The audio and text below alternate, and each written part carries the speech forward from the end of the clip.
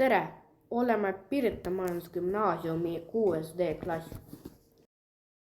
Eelmisel kevadel osalesime uues õppetunnis, mille korraldas mu isa kui kooli vilistlane. Tunni käigus istutasime 2 kreeka pähklipuud, mis sobivad kasvama meie kliimasse ning on olulised kohalikule loodusele, eriti oravatele. Enne praktilist tegevust toimus klassijuhataja tund, kus arutasime puude rolli ökosüsteemis ja kliima tasakaalus. Istutamine toimus aktiivses meeskonnatöös. Huvitav oli näha, et ka nooremad õpilased, kes juhtusid kõrval mängima, soovisid tegevusest osa võtta. Minu sõber ja klassivenna õde aitasid ka kaasa. Istutatud puud kasvavad hästi ja eeldatavasti kannavad vilja siis, kui oleme juba gümnaasiumis.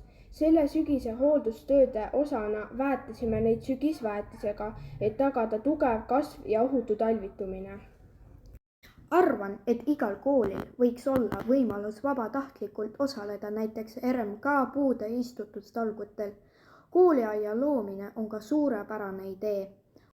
Näiteks meie kooliaed aitab õpilastel õppida loodust, arendada vastutust ja hoolivust läbi praktilise tegevuse. Kogukonnale pakub see ühist roheala ning võimalust koos panustada ja värsket saaki jagada.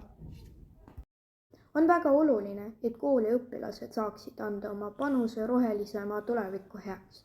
Aitäh vaatamast!